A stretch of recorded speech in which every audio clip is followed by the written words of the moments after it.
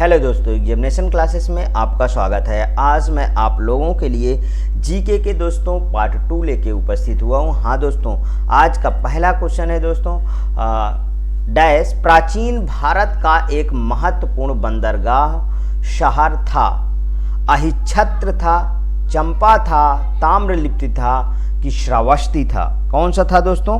तो इसका ऑप्शन दोस्तों सी बिल्कुल करेक्ट है, ताम्रलिपि था। अब इसके बारे में थोड़ा सा समझिए दोस्तों। ताम्रलिप्ति प्राचीन भारत का एक महत्वपूर्ण बंदरगाह शहर था। जैसा कि क्वेश्चन में पूछा गया है, ये पश्चिम बंगाल के मिदनापुर, तो यहाँ पे लिख लीजिए पश्चिम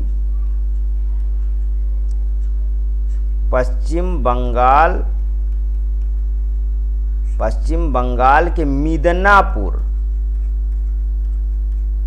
पश्चिम बंगाल के मिदनापुर जिले में स्थित तामलुक नामक स्थान पे प्राचीन समय में ताम्रलिप्ति के नाम से ये प्रसिद्ध था दोस्तों।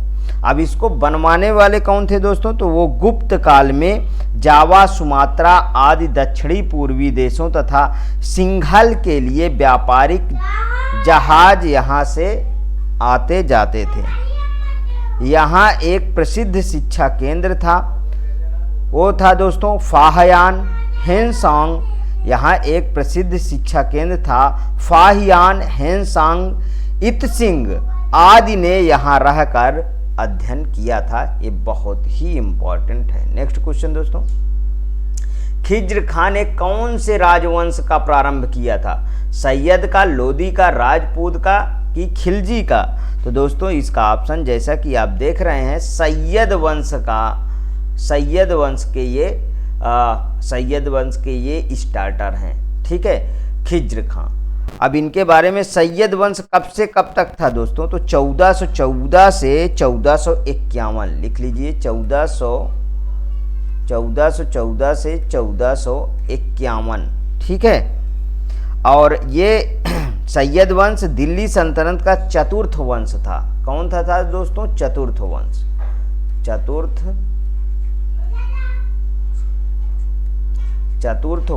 था।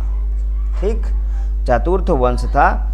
और इसका कार्यकाल बता ही दिया हूँ, 1414 से 1451 था। खिज्र खान सैयद वंश का संस्थापक था। नेक्स्ट क्वेश्चन, राणा सांगा के नेतृत्व में राजपूत सेनाओं और बाबर के बीच खानुआ की लड़ाई किस वर्ष हुई थी?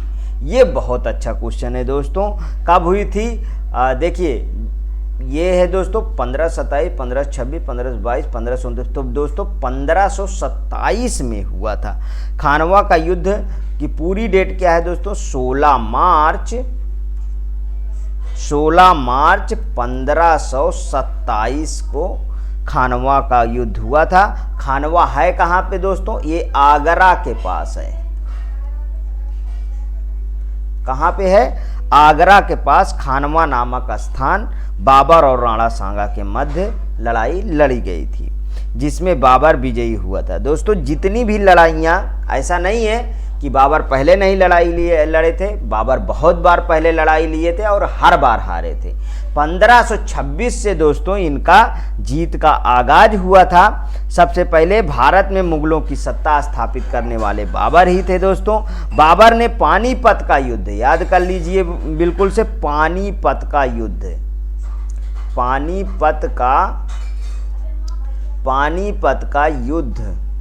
ठीक है, 1526 में, ठीक है, इन्होंने जीता। फिर खानवा का 1527 लिख ही दिया हूं। फिर आता है दोस्तों इसके बाद चंदेरी का युद्ध दोस्तों 1528 में लड़ा। हर एक साल इन्होंने लड़ाई लड़ा दोस्तों, और हर एक साल इन्होंने जीत दायर की थी।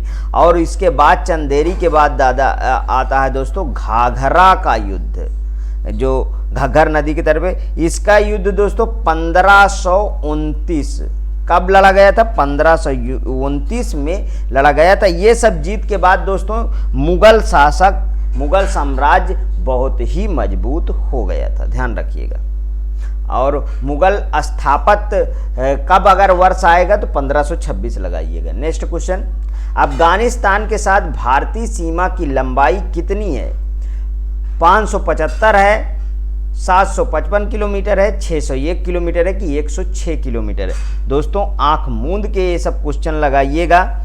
इसका आंसर है दोस्तों डी ऑप्शन बिल्कुल करेक्ट है। 106 क्वेश्चन, सॉरी 106 किलोमीटर इसकी लंबाई है, ध्यान रखिएगा। अच्छा, ये कब जो है घोषित की गई थी? तो इसको लिख लीजिए 1886 है दोस्तों। 1886 में सर डूरंड द्वारा, किनके द्वारा? सर डूरंड द्वारा, सर डूरंड द्वारा भारत और अफगानिस्तान के बीच डूरंड रेखा स्थापित की गई थी, ध्यान रखिएगा। नेक्स्ट क्वेश्चन, हुंडरू जलप्रपात निम्नलिखित में से किस नदी के किनारे स्थित है? हुंडरू जलप्रपात स्वर्णरेखा नदी, महानदी, सोन नदी कि दामोदर नदी? तो दोस्तों इसका ऑप्शन सही है स्वर्णरेखा नदी। हुंडरू जलप्रपात अगर कहा जाए तो 98 मीटर दोस्तों ये ऊंचा है। 98 मीटर ये क्या है? ऊंचा है। झारखंड राज्य के रांची जिले, लिख लीजिए झारखंड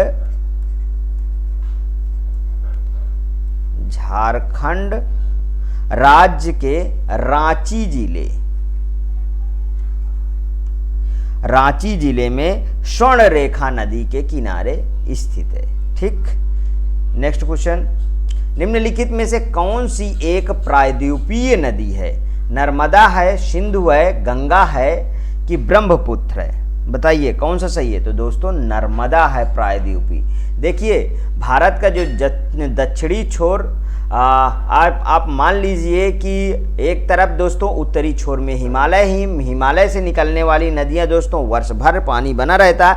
दक्षिणी छोर में जितनी हैं दोस्तों नदियां, उनमें से मैक्सिमम जो बड़ी नदियां हैं जैसे नर्मदा हो गई दोस्तों, और गोदावरी हो गई, और कृष्णा हो गई, इन सब में तो पानी बना रहता है। और नदियों में दोस्तों पानी कम हो जाता है समय के अकॉर्डिंग, क्योंकि बारिश में ज़्यादा पानी होगा, उसके बाद जो है कम पानी होगा। तो उधर दोस्तों प्रायद्वीपीय मतलब कि आप मान लीजिए कि एमपी से चले जाइए नीचे तक, तमिलनाडु तक, उधर सब प्रायद्वीपीय में ही आएंगे। ठीक है, तो दोस्तों इसका पहला ऑप्शन बिल्कुल करेक्ट है। देखिए नर्मदा नदी मध्य प्रदेश में अमरकंटक पहाड़ी से, तो लिख लीजिए अमरकंटक पहाड़ी से,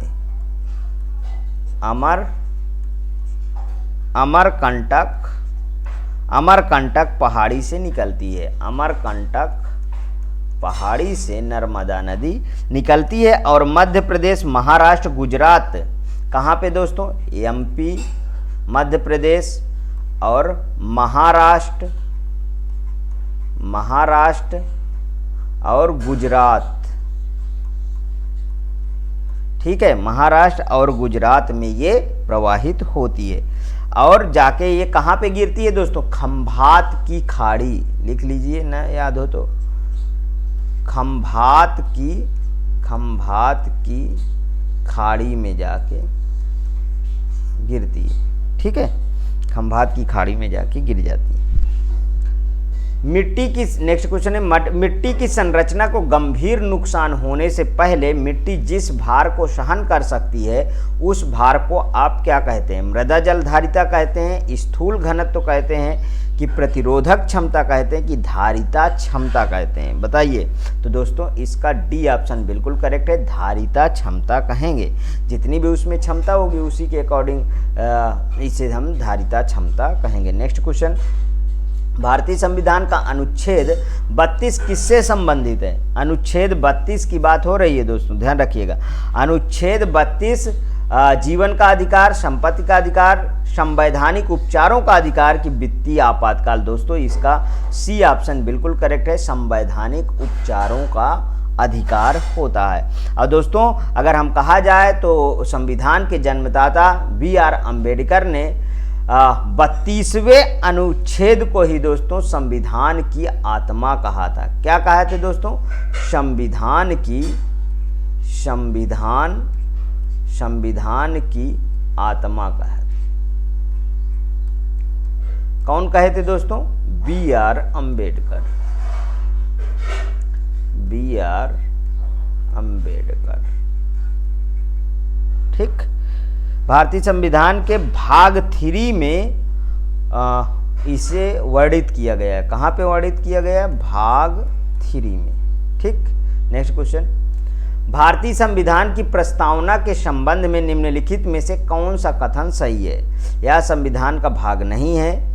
इसे 1972 में संविधान में एक संविधान संशोधन द्वारा बाद में सम्मिलित किया गया था। इसे संसद द्वारा संशोधित नहीं किया जा सकता है। भारतीय संविधान की प्रस्तावना का संबंध है। यहाँ पे देख लीजिएगा क्वेश्चन में कह क्या रहा है, प्रस्तावना का संबंध निम्नलिखित में से कौन सा कथन सही है? तो वो है दोस्तों डी ऑप्शन इसका सही है, जो यहाँ पे नहीं है उसको मैं लिख देता हूँ डी ऑप्शन।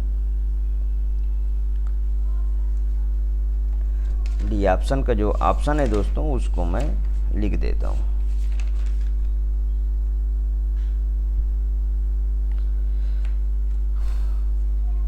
यह प्राप्त किए जाने वाले उद्देश्यों को इंगित करता है। लिख लीजिए, यह प्राप्त करने वाले उद्देश्यों को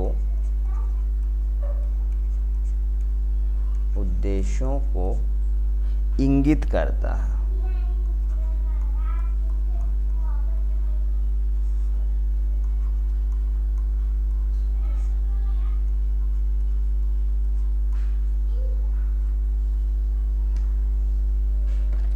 उद्देश्यों को इंगित करता है।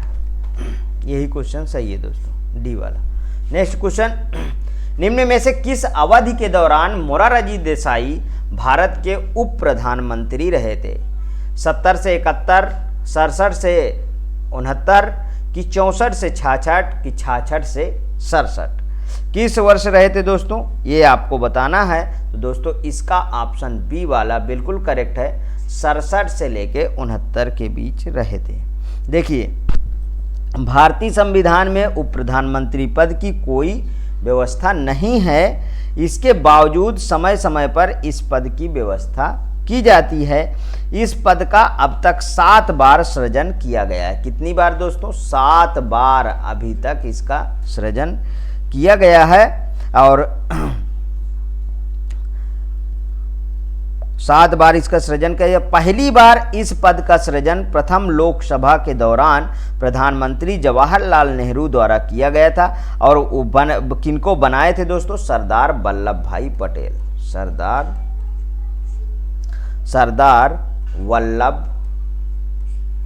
वल्लभ भाई पटेल, इनको बनाया गया था। ठीक है दोस्तों। नेक्स्ट क्वेश्चन, PIL का पूर्ण रूप क्या है?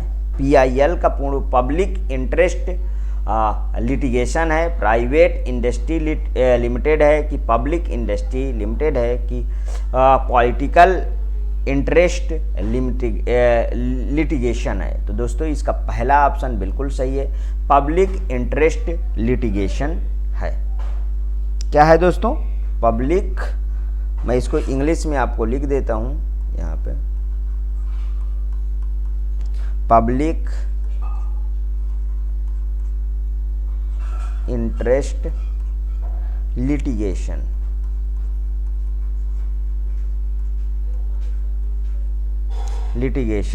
होता है। नेक्स्ट क्वेश्चन, किस आयोग या समिति की सिफारिश पर हरियाणा राज्य का गठन किया गया था?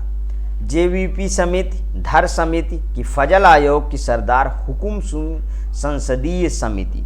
बहुत अच्छा क्वेश्चन है दोस्तों, इसका डी ऑप्शन बिल्कुल करेक्ट है दोस्तों, सरदार हुकुम सिंह संसदीय समिति के तहत हरियाणा राज्य का गठन कब हुआ था? 1 नवंबर, लिख लीजिए दोस्तों, 1 नवंबर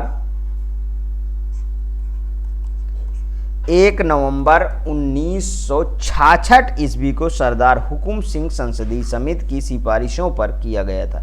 इस समिति की घोषणा संसद द्वारा 23 सितंबर 1965 ईस्वी को की गई थी। कब किया गया था दोस्तों? 23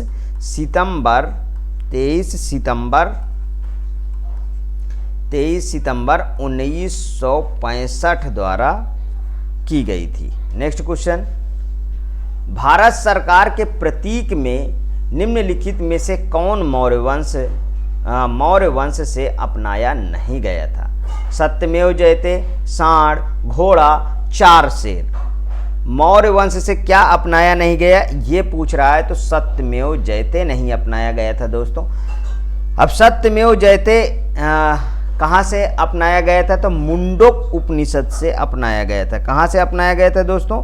मुंडोक उपनिषद से। लिख लीजिए, मुंडोक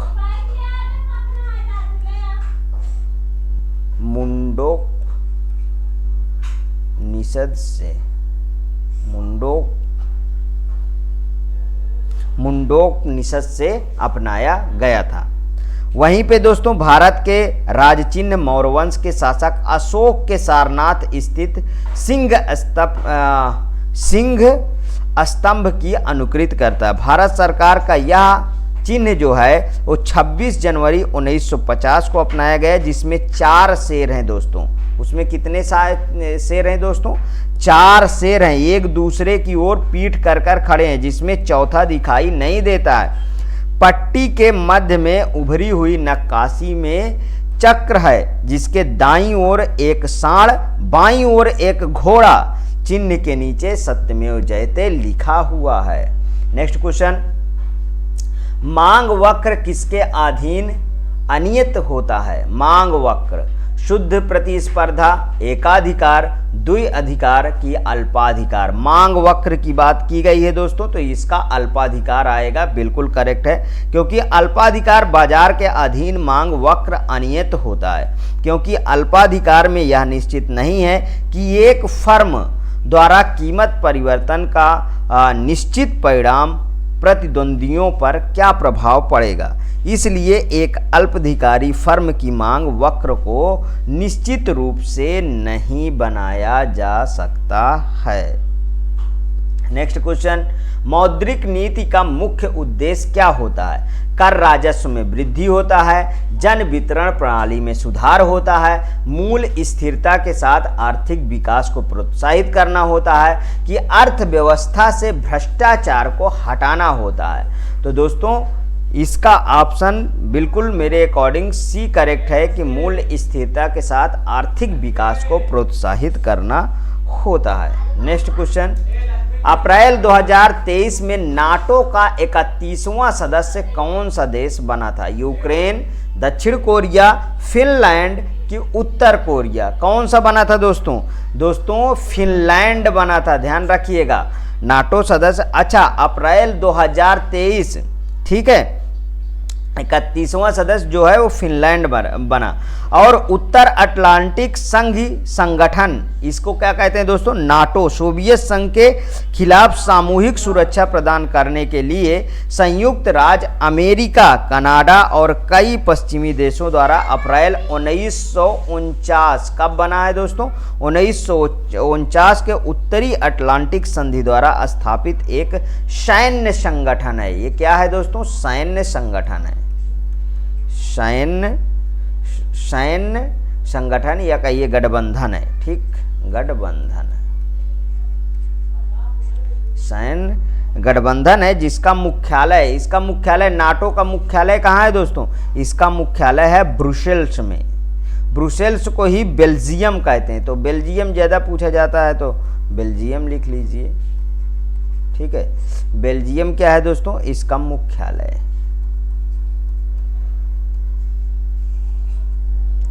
ठीक, नेक्स्ट क्वेश्चन, जम्मू कश्मीर की पहली महिला जिन्हें वन्य जीव संरक्षण पुरस्कार 2023 से सम्मानित किया है, बहुत अच्छा क्वेश्चन दोस्तों, ये है करंट का। आलिया मीर, सदिया शेरवानी, नादिया हुसैन की सरजीन खान, किसको सेलेक्ट किया गया है? तो आलिया मीर को दोस्तों दिया गया वन्य जीव संरक्षण पुरस्कार।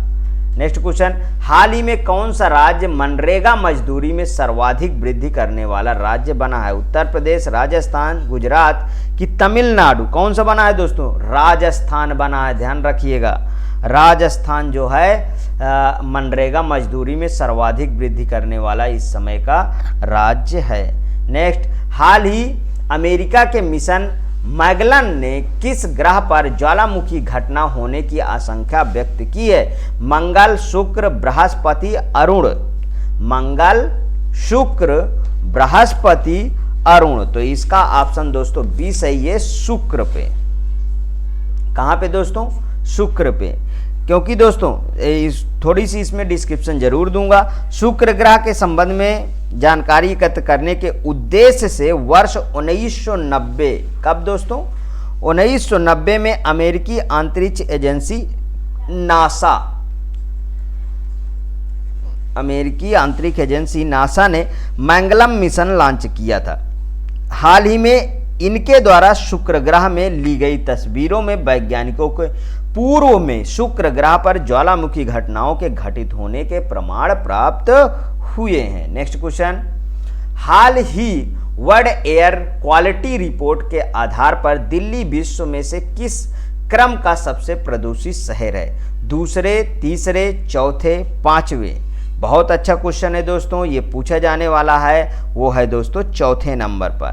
अच्छा, हम बात करें कि 2022 के अनुसार विश्व का सबसे प्रदूषित शहरों की सूची में दिल्ली चौथे स्थान पर है। पाकिस्तान का लाहौर, पाकिस्तान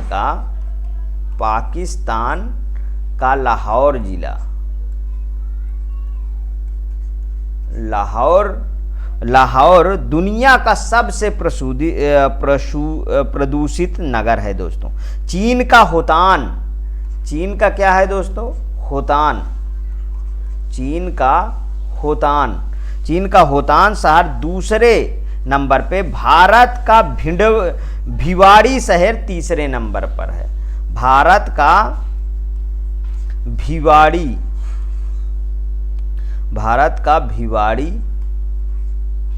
भिवाड़ी शहर कितने नंबर पे है? तीसरे नंबर पे ये है।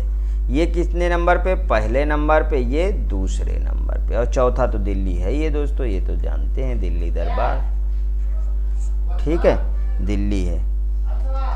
ये रहे दोस्तों आज के आपके क्वेश्चन जो मैं कवर किया जीके के। हाँ दोस्तों, मैं कोशिश करूँगा कि एक दिन में कम से कम आपको 2 वीडियो आपको मिलती रहें, और जो यूनिवर्सिटी से रिलेटेड दोस्तों क्वेश्चन पूछे जाएंगे उनकी भी मैं आपको क्वेश्चन प्रोवाइड करता हूँ। ओके दोस्तों, थैंक यू।